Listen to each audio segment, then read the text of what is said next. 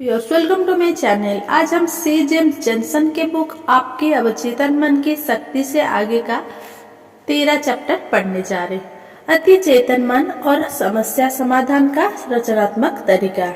अति चेतन मन हमारे स्व का अत्यंत आवश्यक हिस्सा है, जो कि सामान्यतः चेतना द्वारा संचालित नहीं होता। अति चेतन मन के संचालन के लिए ध्यान, अनासक्ति, स्व सुझाव, अनुष्ठान आदि को व्यवहार में शामिल करना चाहिए। अति चेतन मन हमारे संपूर्ण व्यक्तित्व का अति महत्वपूर्ण हिस्सा है, अतः इसे समस्या समाधान के लिए किए जा रहे तरीके, संवाद या निमर्श में शामिल किया जाना चाहिए। ये समझना जरूरी है कि चेतन, अवचेतन और अति चेतन मन ये सभी हमारे एक ही मन के विविध हिस्से हैं। इनमें से सभी के अपने कार्य है। अध्याय 7 में चेतन और अवचेतन मन के कार्य को विस्तार से बताया गया है, जैसा कि मैंने वादा किया था। अब हम अति चेतन मन की गहराई से पड़ताल करने का प्रयास करेंगे और आपको समस्या समाधान में अति चेतन मन को शामिल करने का तरीका कदम दर कदम बताएंगे। इससे पहले अति चेतन मन के कार्य और विशेषताओं की बात करते हैं। एक, अति चेतन मन सारी रचनात्मक का स्रोत है। मन का चेतन हिस्सा रचना नहीं कर सकता। ये या तो अवचेतन मन में संचित सूचनाओं को विस्तार देता है या अन्य स्रोतों जैसे लोगों से, पुस्तकों से, कंप्यूटर आदि से प्राप्त सूचनाओं का विश्लेषण करता है। चेतन मन निमग्न विधि द्वारा उस समय कुछ समस्याओं का हल सुझा सकता है जब वह उन संचित सूचनाओं का अध्ययन करता है जिनमें समाधान छिपा होता है। अति चेतन मन उन सूचनाओं को भी विस्तारित कर सकता है या उपयोग में ला सकता है जो अवचेतन मन में संग्रहित नहीं है। सच कहा जाए तो यह सार्वभौमिक सूचनाओं का उपयोग कर सकता है जो कि चेतन और अवचेतन मन की क्षमताओं से परे जाकर संपूर्ण रचनात्मकता में परिलक्षित होती है। हमने पिछले अध्याय में कुछ कलाकारों, संगीतज्ञों आदि के उदाहरण दिए थे जिनके पास थे रचनात्मक स्वयं चलकर आई। इसमें उनका कोई हाथ नहीं था। निष्कर्ष, हमारे मन के विचार चेतन मन के स्तर पर ही आते हैं और उन पर मन आगे काम करता है और इच्छा करता है। संगीतज्ञ के लिए संगीत, आविष्कारों के लिए उपकरण, लेखकों के लिए कथानक। 2, अति चेतन मन लक्ष्य आधारित अभिप्रेरित हेतु समर्थ होता है। अभिप्रेरित 2 तरह के होते हैं।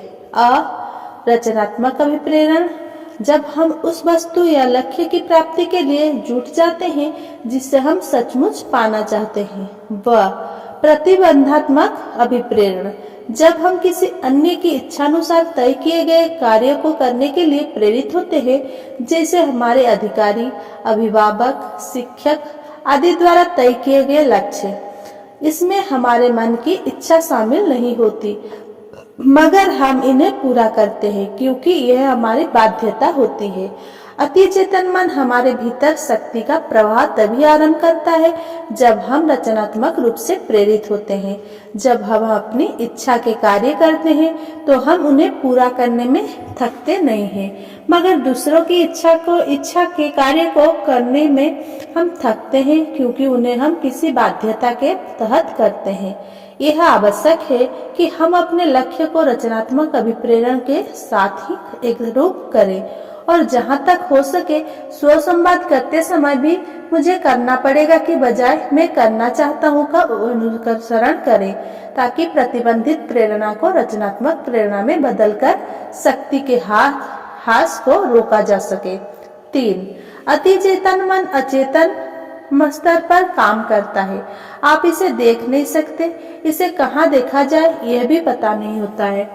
4, अति चेतन मन के पास अपना कंप्यूटर होता है जो चेतन मन के द्वारा इसके पास लाई गई हर समस्या का समाधान कर सकता है और उस समस्या का सबसे अच्छा हल सुझा सकता है।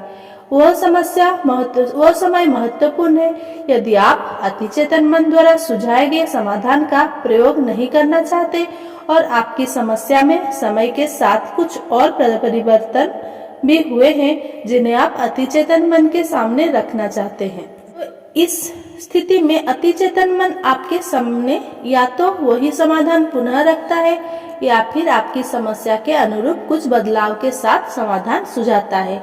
आपको अपनी हर समस्या के लिए अति चेतन मन का प्रयोग करने की आवश्यकता नहीं होती। आपकी 90% समस्याओं को चेतन मन के द्वारा सुलझाया जा सकता है यदि उसके पास इस तरह की सूचनाएं संग्रहित हो। 5. अति चेतन मन अवचेतन मन में संग्रहित सभी सूचनाओं को परख सकता है और उसमें से उपयोगी तथा अनुपयोगी सूचनाओं को अलग भी कर सकता है। याद रहे कि हमारे अवचेतन मन में संग्रहित सारी सूचनाएं हमारे पूर्वानुभव और उसमें जुड़ी भावनाओं की स्मृति होती है।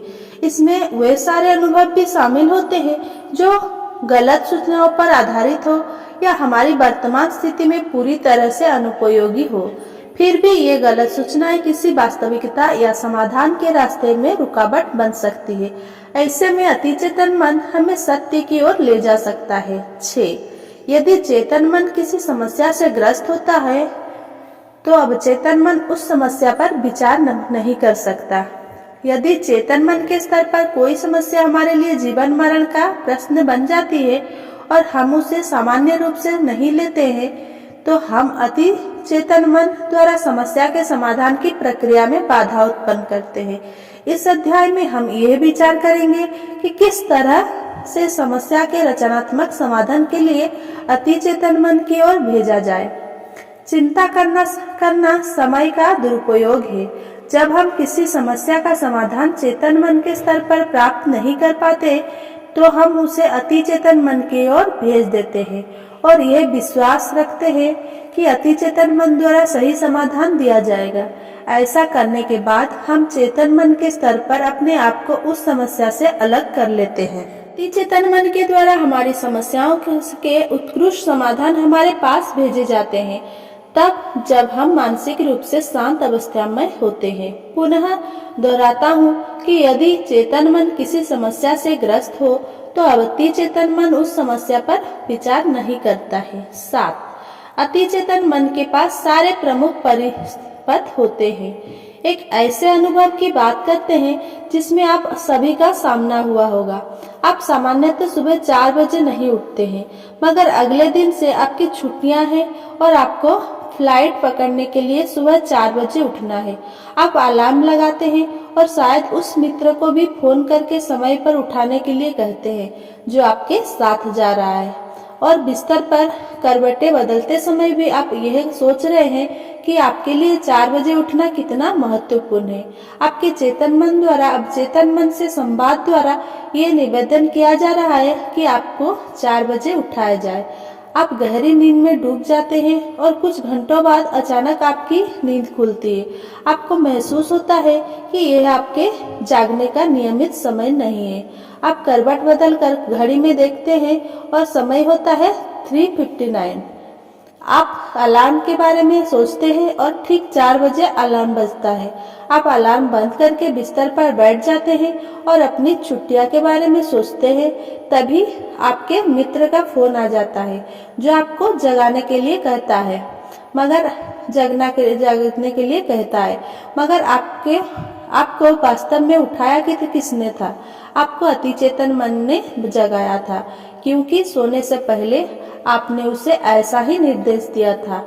अति चेतन मन कभी भी सोता नहीं है। इसके पास सारे प्रमुख परिपथ होते हैं। 8. अति चेतन मन हमारी स्व अवधारणाओं के अनुरूप हमारे कार्य और उनके प्रभावों को एकदम एकरूप करता है। यदि हमारी स्मृति में यह संचित है कि मैं नामों को याद नहीं कर सकता तो हमारा अति चेतन मन लोगों के नामों से संबंधित हमारी स्मृति को अवरुद्ध कर देते हैं, अर्थात हमारी स्व अवधारणाओं के अनुरूप हमारे कार्य और उनके प्रभावों को एकरूप करता है। याद रहे, हमारी स्व अवधारणाएं जीवन में हमारे प्रदर्शन को प्रभावित करती है। यदि हम अवचेतन मन में अपने बारे में बनाए गए चित्र को बदलते नहीं है तो हम जीवन में उसी तरह से लगातार काम करते रहेंगे।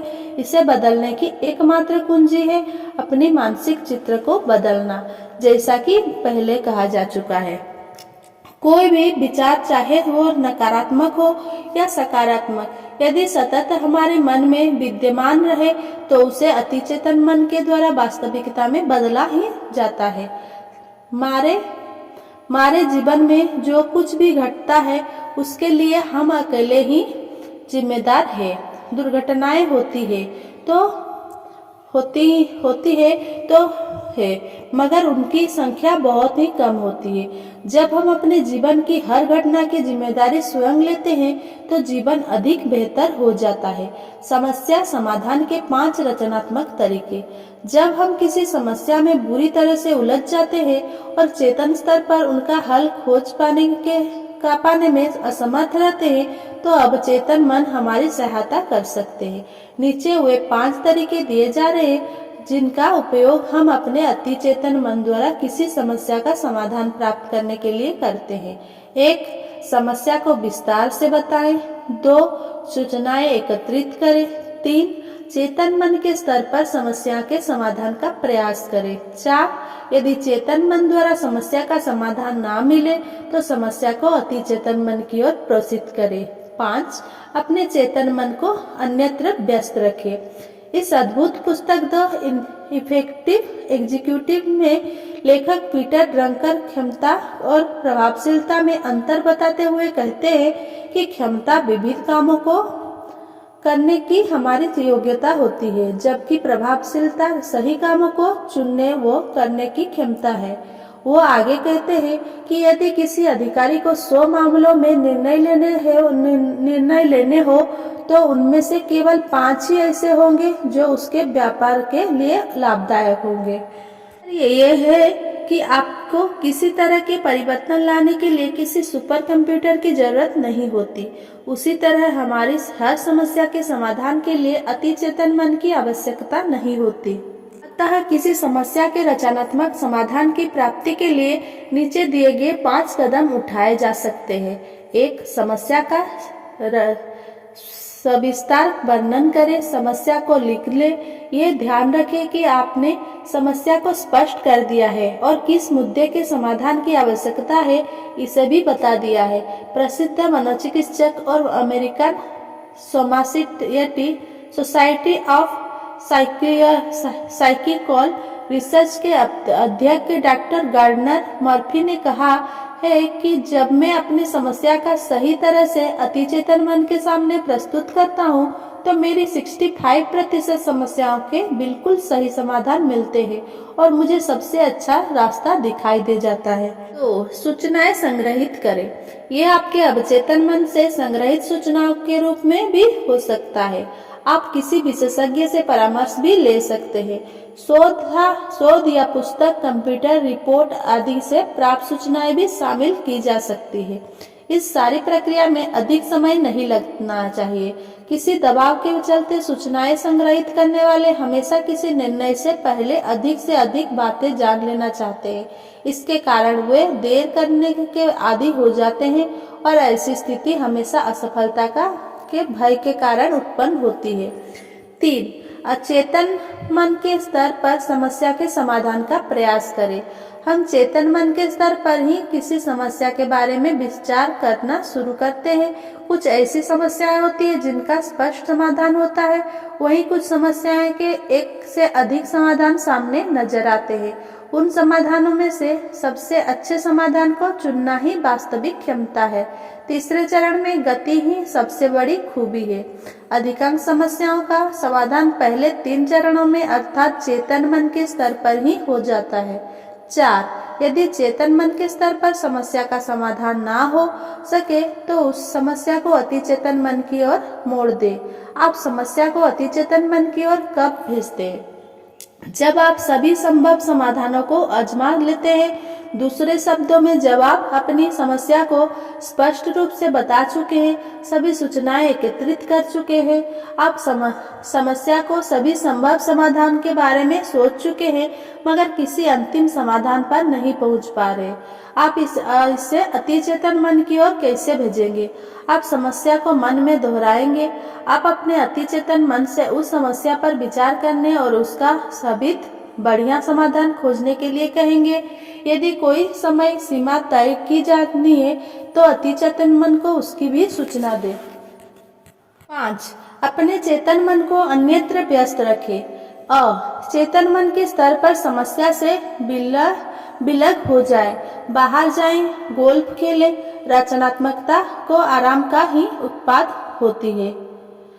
समस्या के समाधान की खोज कहाँ तक पहुँची, इसे जांचने के लिए अपने ध्यान को पुनः चेतन मन के स्तर पर ना ले जाएं। जैसा कि हम कहते हैं, गड़े मुर्दे ना उखाड़े। एक बार जब आपने समस्या को अति चेतन मन की ओर प्रेषित कर दिया है तो उस पर ठीक उसी किसान की तरह विश्वास रखें जो बसंत ऋतु में इस विश्वास के साथ बीज बोता है कि इस बार उसकी उपज बहुत बढ़िया होगी। आपको कैसे पता चलता है कि आपको अति चेतन मन द्वारा समाधान दिया गया है। चर्च की घंटियां नहीं बजेगी, रंगीन धुएं के साथ कोई देवदूत नहीं आएगा, फिर भी आप जान जाएंगे कि यह विचार आपके अति चेतन मन से ही आया है, क्योंकि ये समाधान एकदम कसा हुआ होगा। उसमें किसी तरह की ढिलाई नहीं होगी, कोई कमजोर कड़ी नहीं होगी। आपको अपने ऊपर खींच या गुस्सा भी आ सकता है, या आपके सामने अचानक घटने वाली घटनाओं की झलक कौंध सकती है। मजेदार बात यह है कि आप स्वयं अपने आप से कहेंगे, मुझे ये ख्याल पहले क्यों नहीं आया।